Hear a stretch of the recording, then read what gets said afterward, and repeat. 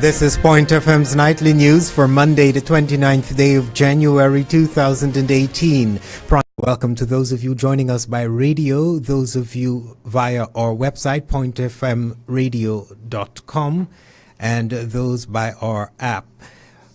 Prime Minister Gaston Brown is standing by his actions last week when he scolded team members of the United Nations Development Programme in Barbuda.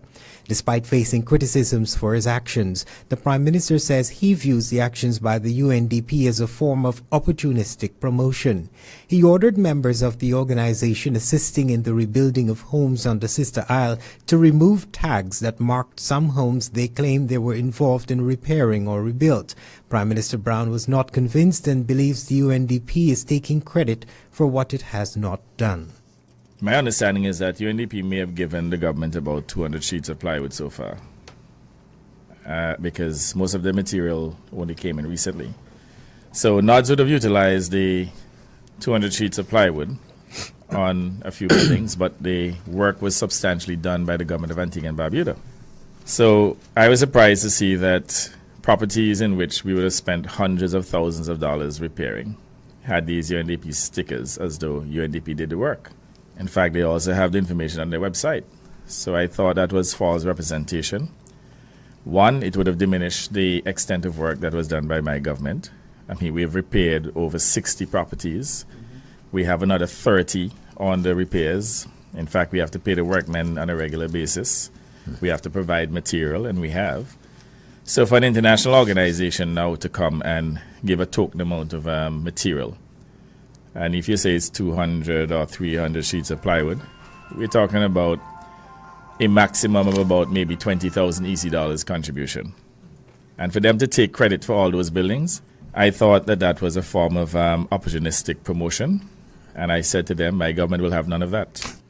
Reaction was swift, with many criticizing the Prime Minister's actions as unacceptable. But Prime Minister Brown says he makes no apologies. While it may have been exuberance on the part of the UNDP to place their tags on many of the buildings, Mr. Brown concludes he views their actions as a form of misinformation. The UNDP, they have had issues, even in Haiti, with all the hundreds of millions of dollars that the UNDP and other aid organizations got to spend in Haiti. Haiti is still in a mess. People are still living with tarpaulin on the roofs. People are still living in tents. And it is well known, too, that in many instances with those international organizations, to include the Red Cross, that they have literally spent, in many instances, the bulk of the funds that they collect on behalf of these beneficiaries on their administration. In fact, there was a report recently on the Red Cross in which they said up to about, 80% of the monies that they collected would have gone towards the administration and only 20% spent on the beneficiaries. Now, in as much as we accept the assistance from these organizations, we have to make sure that we're not exploited in the process. And I brought a number of things to their attention. And let me tell you, these things have to be dealt with publicly. That's Prime Minister the Honorable Gaston Brown. Well, unusually high winds and intermittent showers across the country are expected to continue into tomorrow, Tuesday. That's the prediction from the Meteorological Office. Its Deputy Director, Dale Destin, attributes the winds and scattered showers to a tight pressure gradient across the area. So we would have seen strong winds, winds in excess of 20 knots. In terms of the mass or scale, you're talking about winds in the region of 25 to 30 miles per hour, and with higher gusts at times, particularly over open waters, but certainly also over elevated places on land, open terrains. And if you're on the east coast of Antigua, particularly in Barbuda, you would have faced the full brunt of the strong winds that we've been having. Now the strong winds also have the ability to cause the atmosphere to become unsettled or unstable. And so that unsettled nature caused by the winds, along with a weak frontal system, would have affected the weather with respect to cloudiness and rainfall today. Destin says the current conditions are expected to ease but will continue lingering into tomorrow.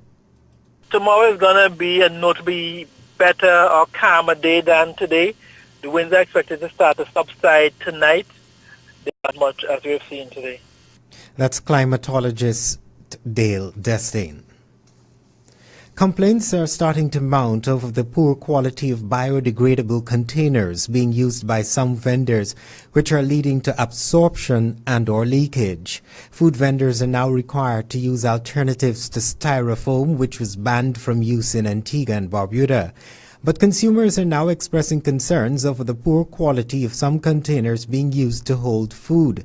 Environment Minister, the Honorable Malwin Joseph, says what he has observed is that quality is being substituted for quantity, adding that importers of the products are more inclined to making a profit in whatever way they can.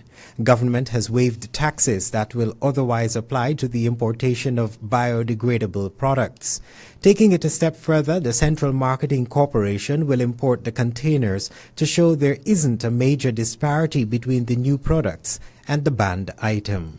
We have asked CMC to go and import for sale the high quality products, and we will then be able to demonstrate that even when you get the high quality products imported and all the taxes are waived, then the cost of those products should not be so much different from the cost of styrofoam.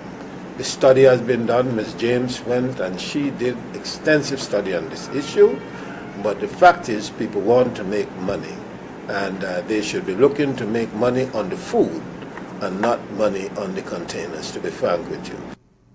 Environment Minister, the Honorable Malwin Joseph.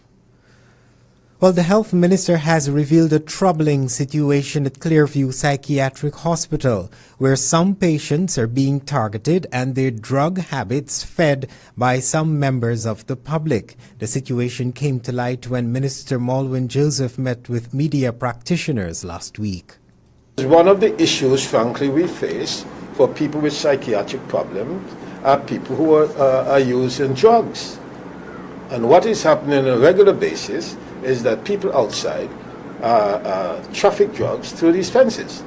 And this, I'm talking about a perimeter fence of at least, the compound is probably at least maybe 10 acres, 8 to 10 acres of land. Now, all these are issues that the ministry has to wrestle with since we've taken over the administration of the affairs of this country.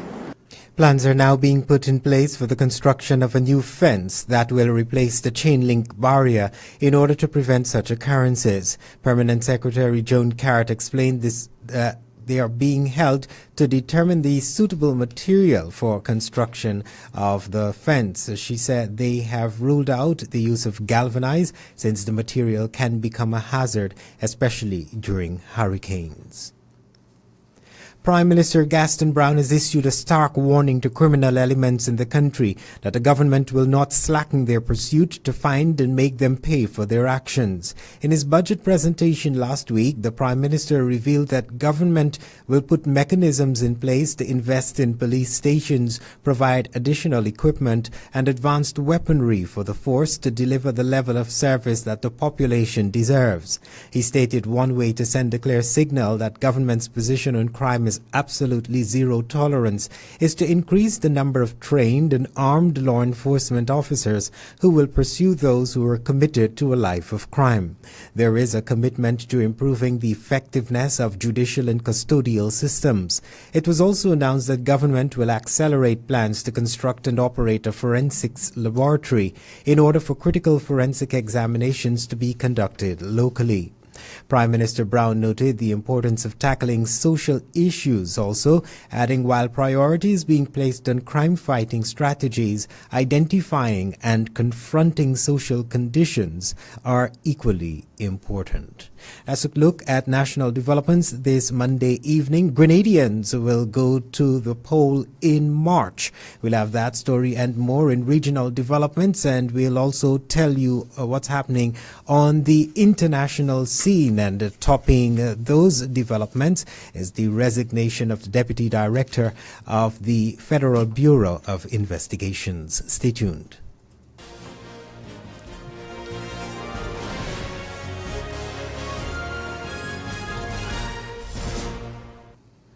Welcome back at Mitchell. Here's more.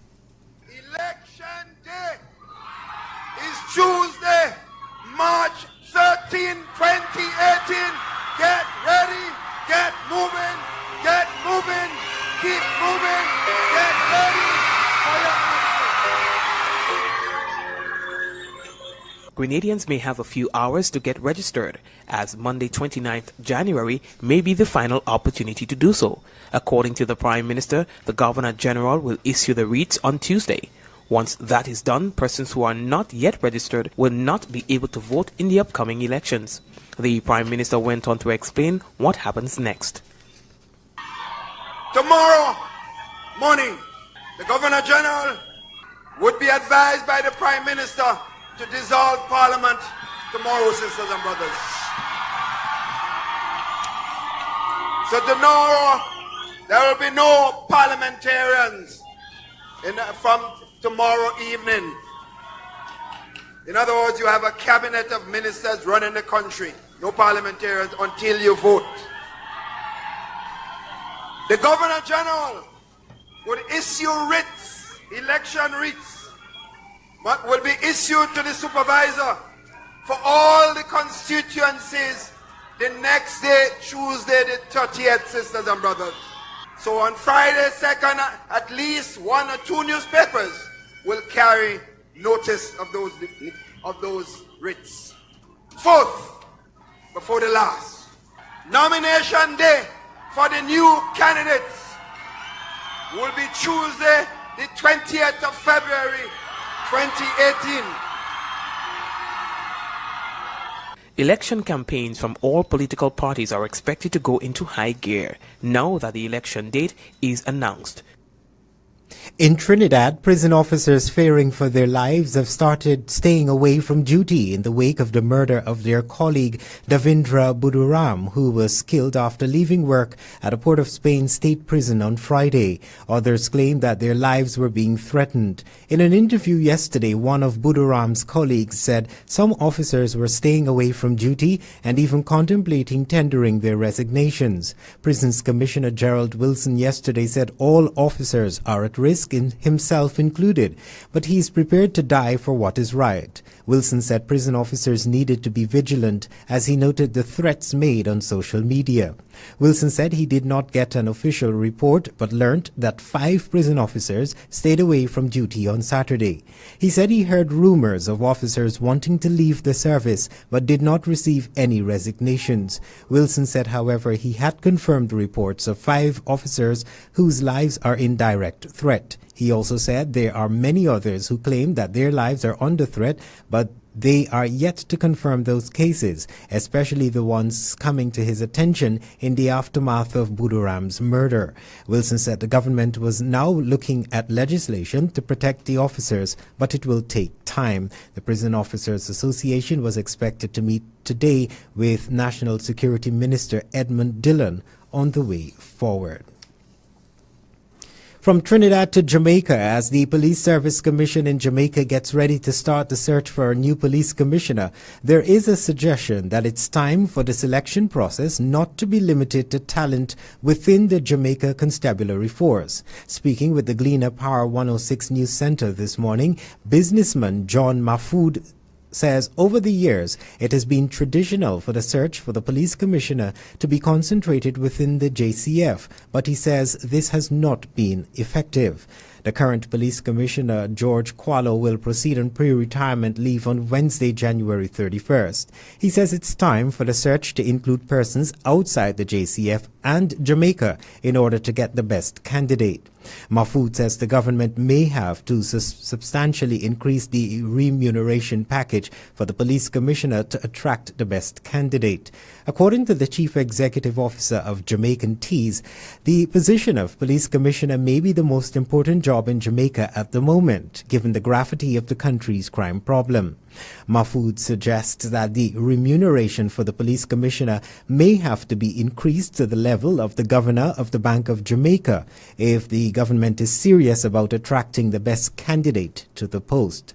He also says the successful candidate would have to be given the requisite resources to carry out the job, otherwise that person would also fail at taming the crime monster. Mahfoud says increasing the remuneration of the police is currently on leave, and it now appears he won't return to the FBI before his formal retirement in March. It comes just a week after reports suggested Donald Trump wanted him removed. It also emerged that Mr. Trump had asked the deputy director who he'd voted for during a meeting in the Oval Office last year following the firing of the then director, James Comey. That's been denied by the White House. The president is also said to be unhappy over Mr. McCabe's wife and her connections to the Democrat. Relief for the president, but it will also serve to keep the focus on the Russia investigation, which the White House regards as a witch hunt. North Korea has abruptly cancelled a cultural event scheduled to be held jointly with the South, Seoul has said. Set for February 4 at Mount Kumgang in the north, it had been part of a series of events ahead of the South's hosting of the Winter Olympics in Pyeongchang.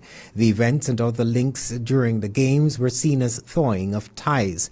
A telegram from the north reportedly blamed biased and insulting media coverage in the South. South Korea said the decision was regrettable. It said the North should uphold all the agreements that had been made. Art performances and a taekwondo demonstration were among other events agreed with the North. The South Unification Ministry, quoted by the Yonhap news agency, said the North was also angry at media reports about a possible military parade it might hold on February 8th, a day before the opening of the Games. There have been concerns that the links between the Koreas could breach international sanctions in place against the North over its nuclear program. The South had earlier said it would not pay airport fees to fly its skiers to Mount Kumgang as it would violate the sanctions. The two Koreas held rare high-level talks last month, leading to a rapprochement over the Olympics. The desire among parents in India to have sons instead of daughters has created 21 million unwanted girls, a government report estimates. The Finance Ministry report found many couples kept on having children until they had a boy. Authors called it a subtler form of son preference, that sex-selective abortions, but warned it might lead to fewer resources for girls. Son preference was a matter for Indian society to reflect upon, they said. The authors also found that 63 million women were missing from India's population because the preference for sons led to the sex-selective abortions and more care was given to boys. Tests to determine a fetus's sex are illegal in India, but they still take place and can lead to sex-selective abortions. Some cultural reasons for son preference were listed, including property passing on to sons, not daughters, families of girls having to pay dowries to see their daughters married, and women moving to their husband's house after getting married. That's a look at regional and international developments this Monday evening. Stay tuned. The Weather Report is next.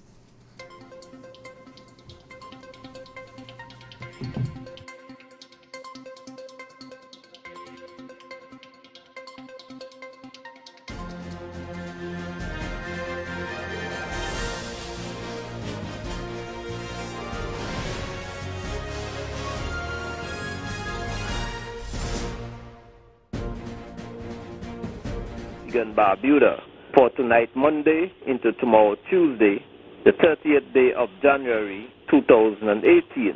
A weakening surface high pressure will generate a moderate to fresh trade wind flow across the area. The surface winds, combined with northerly swells, will maintain elevated and hazardous sea conditions across the area. Across Antigua and Barbuda for tonight, expect partly cloudy and breezy conditions with a slight chance of few showers overnight. For tomorrow, partly cloudy skies can be expected, with a slight chance of brief passing showers. The winds generally from out of the east-northeast to east, ranging between 14 to 20 knots, or 26 to 37 kilometers per hour, and reaching up to about 22 to 24 knots, or 41 to 44 kilometers per hour, over coastal waters with high gusts in showers. Sea conditions will be very rough, with swells reaching 9 to 12 feet, or 2.8 to 3.7 meters. Warning remains in place for small craft operators and sea bathers. Total rainfall for the month of January at the airport, 52.8 millimeters. The end of Point FM's nightly news for Monday, the 29th day of January 2018. Just before we go, a recap of the headlines that made the news. Nationally, Prime Minister Gaston Brown stands by his actions to call out the United Nations Development Programme for what he claims to be opportunistic promotion. The Met Office says expect more high winds and scattered showers into tomorrow. This is as a result of a tight pressure gradient across the area. Grenadians go to the poll on March 13 to elect a new government. The Federal Bureau of Investigation's FBI Deputy Director, whom U.S. President Donald Trump repeatedly accused of political bias, has resigned. Thank you so much for joining us on our newscast this evening. Those of you by radio, those of you via our app and our website, pointefmradio.com. On behalf of all of us here at Point FM, I am Phil George, wishing you a pleasant evening, and be sure to join me again tomorrow. Goodbye.